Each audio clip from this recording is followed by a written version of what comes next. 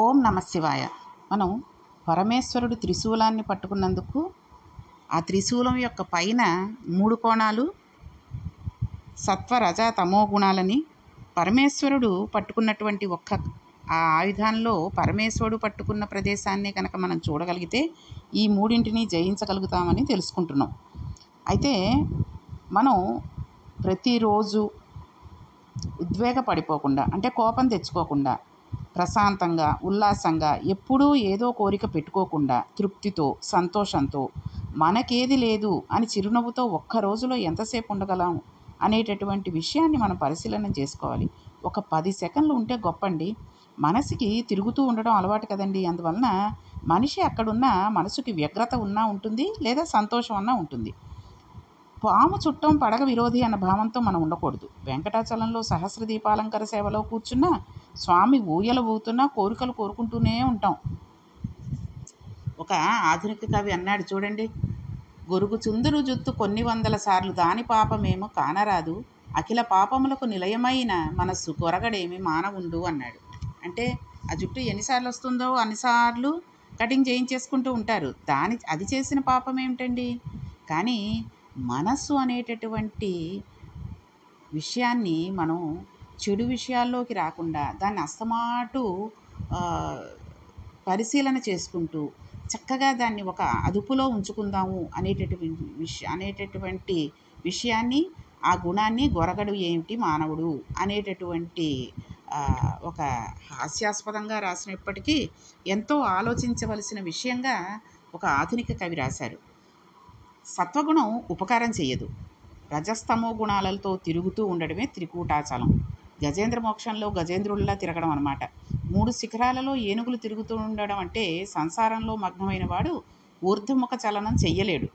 ఏనుగుకు దాని శరీరమే దానికి బరువు, ఎగరలేదు కదండి. అది మనకు లోకమంత సంసారం, అందువలన ఊర్ధ్వముఖ చలనం చేయలేం. మనం ఎగరలేని ఏనుగు వంటి వాళ్ళం. సత్వ రజస్ తమో గుణాలు మూడింటిలోనూ తిప్పి తిప్పి అనుభవించి అలసిపోయి నిద్రపోతాం. అప్పుడు ప్రశాంతంగా ఉంటుంది. మనస్సు ఆత్మలోకి వెళ్ళిపోయి సుషుప్తిలో ఉంటుంది. త్రిశూలం శివుని చేతిలో ఉన్న కారణం చేత మనలో ఉన్న 3 గుణాల నుండి శుద్ధ సత్వత్వానికి ప్రవేశపెట్టగలిగిన శక్తి ఆయనది కనుక అలా ప్రవేశపెట్టి సాధన చెయ్యగా 3గా మారిన శుద్ధ సత్వగుణం మనస్సు సత్వ రజస్తమో గుణాల నుండి పైకి ఎత్తుతుంది. దేనికి ఊగిపోకుండా ప్రశాంతంగా ఉండేటట్లు చేస్తుంది. ఒక స్థాయిలో ఎప్పుడూ లోపల ఉన్న ఈశ్వరుడే బయట ఉన్న ఈశ్వరుడు అన్న భావనలో స్థిరపడేటట్లు చేయడమే శుద్ధ సత్వగుణం. మనంతట మనం ఎక్కలేక ఈశ్వరుని కాళ్ళు పట్టుకుంటే ఆ స్థితికి తీసుకుని వెళ్ళగలగడమే త్రిశూలం. గజాసురుణ్ణి చంపడానికి పనికి వచ్చిందండి, భక్తులను ఉద్ధరించడానికి పనికి వచ్చింది. మాకు త్రిశూలం వద్దు, శివుడు వద్దు అనేవాడు లోకంలో ఎవ్వరూ ఉండరు. త్రిశూలం అనే దానిలో అంత శక్తి ఉంది. శూలానికి ఉండే లక్షణం పాపాల నుంచి విడిపించడానికి శుద్ధ సత్వతంలోనికి తీసుకుని వెళ్ళి మళ్ళీ పుట్టవలసిన అవసరం లేకుండా పశుపాసాల నుంచి విడుదల చేస్తుంది. త్రిశూలం అనుగ్రహం కలిగితే శివానుగ్రహం కలిగిందని గుర్తు. త్రిశూలంలోనిది శివశక్తి అండి. రామాయణంలో హనుమ అంటారు, యథా రాఘవ నిర్ముక్త సరః శ్వసన విక్రమ గచ్చేత్ తద్గమిష్యామి లంకాం రావణపాలితాం అని. తద్వగ్గమిష్యామి అంటే నేను కాదు లంకను దాటేది, 100 యోజనాల సముద్రం దాటే శక్తి ఎక్కడి నుంచి వస్తుందంటే బంగారు కోదండం చేతిలో పట్టుకుని రామచంద్రమూర్తి తన వెనక కట్టుకున్న అక్షయ బాణ తూణీరంలోని బాణం తీసి కుడి చేత్తో పట్టుకుని వింటినారికి సంధించి విడిచిపెట్టినప్పుడు ఆయన శక్తి బాణంలో ప్రవేశించడం వలన వెళ్ళి ఎదురుగా ఉన్న లక్ష్యం మీద పడే బాణపు శక్తి రాముని శక్తి కన్నా భేదం కానట్లు రామశక్తే బాణం వెళ్ళేటట్లు చేయగలిగినట్లుగా రామానుగ్రహమే నన్ను 100 యోజనాలను దాటిస్తుంది, నేను నిమిత్త మాత్రుణ్ణి అంటారు. చూసారా ఎంత చేయగలిగినా నిజంగా హనుమేనండి. ఈ కాలంలో చదువుకునే పిల్లలకి ఉదాహరణగా హనుమన్ యొక్క విషయాన్ని చెబుతూ ఉండాలి. ఎంత సేవ చేశాడండి హనుమ రాముడికి, ఎంతలాగా భక్తి పారవస్యంతో ఎంతలాగా దాసుడైపోయాడు. అదే రకంగా 100 యోజనాల సముద్రాన్ని దాటాలంటే ఎంత ఏకాగ్రతతో దాటాడు.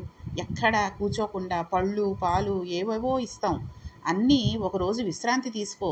ఈ బంగారపు కొండ మీద మేరు పర్వతం వచ్చి చెప్పినప్పుడు అక్కడ కూడా ఆయన లొంగలేదు.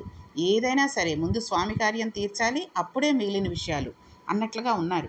ఆయన యొక్క బలం, ఆయన యొక్క ఏకాగ్రత, ఆయన యొక్క శక్తి అన్నిటినీ మనం కనుక ఈ కాలం పిల్లలకి చెప్తే వాళ్ళు చదువుకునే పిల్లలకి చక్కటి ఉదాహరణగా మనం ఎవరెవరినో పక్కింటి పిల్లాడినో ఎదురింటి పిల్లాడినో చెప్పక్కర్లేదు.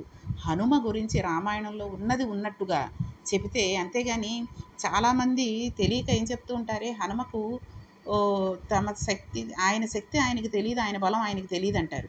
ఒక్కసారి ఆయన బలం ఆయనకి తెలియలేదు. ఎప్పుడు లంకను సముద్రాన్ని దాటి లంక దగ్గరికి వెళ్ళడానికి ఆయన శక్తి ఆయన తెలియక మామూలుగా నేను కూడా దాటలేనేమో 100 యోజనాల సముద్రాన్ని అని అనుకున్నప్పుడు, అప్పుడు వీళ్ళు చెబుతారు, చిన్నప్పుడు నువ్వు ఈ రకంగా చేసావు కాబట్టి నీకు ఈ శక్తి లేకుండా చేశారు, కానీ నీవు జ్ఞాపకం తెచ్చుకుంటే నీ శక్తి నీకు మళ్ళీ వస్తుంది అని చెప్పారు కాబట్టి ఆ ఒక్కసారి, ఆ తర్వాత నుంచి ఇక ఎప్పుడూ ఆయన ఆ విషయాన్ని మర్చిపోలేదు. ఆయన ఎప్పుడూ బలవంతుడే, ఎప్పుడూ శక్తిమంతుడే. కాబట్టి మనం ఎప్పుడైనా సరే పిల్లలకి, చదువుకునే పిల్లలకి 10th క్లాస్ అవనండి, ఇంజనీరింగ్ అవనండి, ఇంటర్ అవనండి, ఏ క్లాస్ వాళ్ళకైనా సరే చిన్నప్పటి నుంచి హనుమ యొక్క ఏకాగ్రతని, హనుమ యొక్క దాసత్వాన్ని, హనుమ యొక్క శక్తిని, బలాన్ని చెబితే వాళ్ళు కూడా ఆ హనుమ యొక్క బలంతో, హనుమ యొక్క ఏకాగ్రతతో చదువుకోవడానికి తయారవుతారు వాళ్ళు కూడా పిల్లలు. కాబట్టి త్రిశూలానుగ్రహం అంటే శివానుగ్రహమే కదండి. శివుని చేతిలో ఉండి రాక్షస సంహారం చేయడం, త్రిశూలం త్రిగుణాతీత స్థితిని కల్పించడం. శివశక్తి త్రిశూల శక్తిగా, ఖట్వాంగ శక్తిగా, డమర శక్తిగా, అగ్నిశక్తిగా బయటకు వస్తుంది. దేవతలందరి శక్తి శివుడిచ్చిందే. దేవతలు ఎవరంటే తాను చక్కపెట్టవలసిన కార్యాన్ని చక్కపెట్టమని ఆయన ఇచ్చిన పదవులలో కూర్చున్నవాళ్ళు. అగ్ని కాలుస్తాడు, కాల్చగలిగిన శక్తి వాయువు ఆయనకుంది.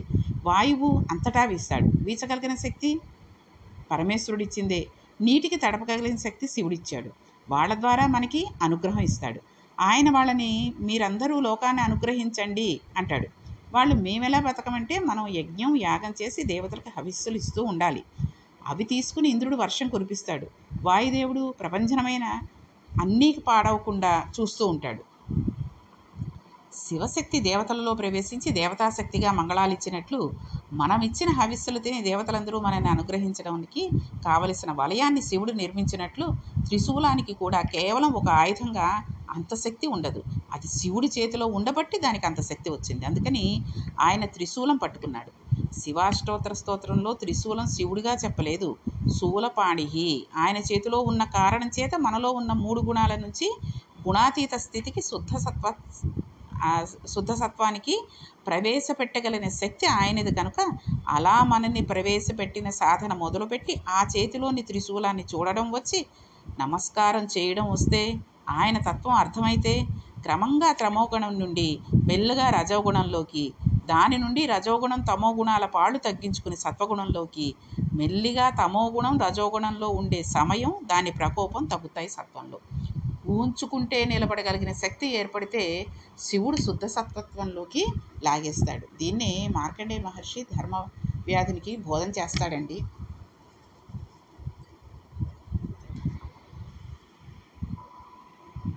భక్తితో కూడిన కర్మాచరణమే సత్వగుణానికి ఆలవాలం. తంతుగా ఏదో అయిపోవాలి అని కాకుండా భక్తితో చేయాలి. ఏ పని చేసినా భక్తితో చేసే కర్మ వలన ప్రీతి చెందిన ఈశ్వరుడు ఎప్పుడో అప్పుడు దాన్ని జ్ఞానంగా మారుస్తాడు. మారగానే మోక్షాన్ని పొందిన వాడైపోతాడు.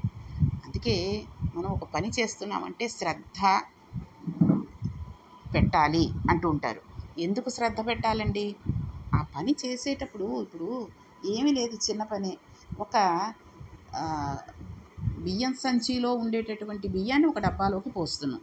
దాన్ని ఇష్టం వచ్చినట్టుగా చింపేసి దాన్ని ఏదో కత్తిరించేసి బియ్యం డబ్బాలో ఇలా వంపేస్తే ఆ బియ్యం అంతా కింద మీద పడిపోతాయి.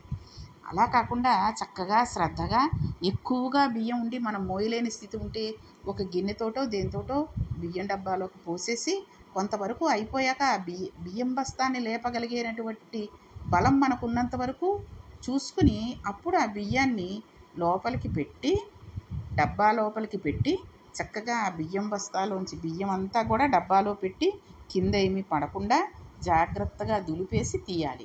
అప్పటికి 1, 2 గింజలు పడితే గింజలన్నీ తీసి శుభ్రంగా మళ్ళీ ఒకవేళ కింద ఏమైనా తడి పొడి ఉంటే వేరే గిన్నెలో పెట్టుకోవడము, లేదా ఆ డబ్బాలోనే పోసేసి ఆ డబ్బా ఎక్కడి నుంచి తీసామో, ఇప్పుడు బియ్యం డబ్బా అంటే ఒక లోపల అరలోనో లేకపోతే ఓ మూలకో ఎక్కడో పెట్టుకుంటామండి. అక్కడే నిలబడిపోయి ఈ బియ్యం బస్తాలోని బియ్యం పోసేయలేము. దాన్ని విశాలంగా ఉన్న ప్రదేశంలోంచి తీసుకువచ్చి అక్కడ పోసేస్తాం. పోసిన తర్వాత నా పని అయిపోయింది, బియ్యం పోసేయమన్నావు బస్తాలోంచి డబ్బాలోకి పోసేసాను, ఇంకా నా పని అయిపోయింది అనుకుని వెళ్ళిపోతే బియ్యం బస్తా అక్కడే విదిలేసి బియ్యం డబ్బా మూత కూడా పెట్టకుండా నా పని అయిపోయిందని వెళ్ళిపోవడం కాదు. అది శ్రద్ధ అనిపించుకోదు. బియ్యం బస్తా మడత పెట్టేసి ఎక్కడ పెట్టాలో అక్కడ పెట్టి బియ్యం డబ్బానికి మూత పెట్టి దాన్ని యథాస్థానంలో, అంటే ఇదివరకు ఎక్కడ ఉండేదో అక్కడికి తీసుకువెళ్ళి పెట్టి, ఇంకా బియ్యం గింజలు ఏమైనా కింద పడ్డాయేమో తీసేసి, ఎందుకంటే బియ్యం తొక్కకూడదు కదా, తీసేసి చక్కగా ఓ పక్కకు పెట్టేసి అవి కింద పడ్డవి తినకూడదు అనుకుంటే ఏ పిట్టలకో పక్షులకో వేసేయడమే. వేసేసి శుభ్రంగా చేసేసి ఈ బియ్యం బస్తా కట్ చేసినప్పుడు ఉన్న దారాలు అవి అన్నీ కూడా తీసి చేసేసి మళ్ళీ ఎక్కడిదక్కడ పని చేసినట్టే కనబడకుండా ఉండేటట్టుగా నీట్గా చేసుకునేడనని శ్రద్ధగా చేయడం. భక్తితో కూడిన కర్మాచరణమే సత్వగుణానికి ఆలవాలం. అంటే ఇంత శ్రద్ధగా అన్నపూర్ణాదేవి కాబట్టి బియ్యాన్ని మనం అన్నపూర్ణాదేవిగా చూసుకుంటాం కాబట్టి అక్కడ ఆ పని అలా చేసేసి మళ్ళీ మనం జాగ్రత్తగా ఉండాలి. అంతేగాని ఏ పని చేసినా సగం సగం పనులు చేయకూడదు. చూడండి, కొంతమంది ఇళ్లలో సాయం చేద్దాం ఆడవాళ్ళకి అనుకుని బాటిల్స్ పడతామంటారు. ఆ బాటిల్స్ పట్టేటప్పుడు ఆ బిందెలోంచి నీళ్లు బాటిల్స్లో పొయ్యాలి అనుకోండి, ఆ చెంబుతోటో గ్లాస్తోటో పోసేస్తూ ఉంటారు.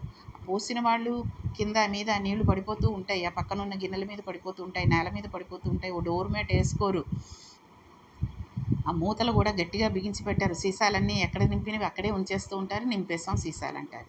ఆ తర్వాత ఆ ఇల్లాలికి ఇంకో గంట పని అవుతుంది. ఈ నీళ్ళన్నీ ఒత్తుకోవడం, ఎక్కడ సీసా మూత గట్టిగా పెట్టాడేమో అని మూత దగ్గర పట్టుకుంటే అది కింద పడిపోయి బొళ్ళుమని మళ్ళీ నీళ్లు పడిపోతాయి. అంటే ఏ పని చేసినా ఒక పని చేశాము అంటే, ఒక గదిలో ఒక పని చేశాము అంటే ఆ గదిలోంచి బయటకు వచ్చేటప్పుడు లేదా ఆ పని నుంచి బయటకు వచ్చేటప్పుడు అంతా శుభ్రంగా చేసుకున్నామా లేదా అనేది ఒక్కసారి కలియ చూసుకుని అప్పుడు మనం బయటికి రావాలి. దాన్ని శ్రద్ధగా చెయ్యడం అంటారు, అంతేగాని తంతుగా చెయ్యడం అనరు. అలా చేసినప్పుడు ఇప్పుడు మనం ఉదాహరణగా ఇవి రెండే చెప్పుకున్నాం. కానీ పూజ అంత శ్రద్ధగా చేస్తే పరమేశ్వరుడు మోక్షాన్ని పొందేటట్టుగా మనకి వరాన్ని ఇస్తాడు. పూర్ణాహుతిలో వేసేది కురుడి కొబ్బరికాయ. అందులో ముందు నీళ్లున్నాయి, కొబ్బరి లోపల పెంకుకి అంటుకుని ఉంటుంది. కురుడిగా మారిన కాయలో నీళ్లుండవు. కొబ్బరి పెంకుని వదిలిపెట్టి ఊగుతూ ఉంటుంది. అప్పటి వరకు నేనన్నవాడు తనలో ఉన్న ఈశ్వరుడు తానే అని తెలుసుకుని విడివడి లోపల వేరుగా ఊగుతూ ఉంటాడు. కొబ్బరికాయ పగిలితే కురిడి యువతలకి వచ్చినట్లుగా తనంత తానుగా శరీరం పడిపోయే వరకు ఈశ్వరుడు ఎంతకాలం ఉండాలని నిర్ణయిస్తాడో అంతకాలం సాక్షిగా చూస్తూ ఉంటాడు. ఆత్మహత్య దోషం కదండి, పడగొట్టేసే ప్రయత్నం చేసుకోకూడదు. శరీరం పడిపోతే తాను కురుడి పూర్ణమైపోయాడు, అది విడిపడిపోయింది అన్నట్టుగా విడిపడిపోవాలి.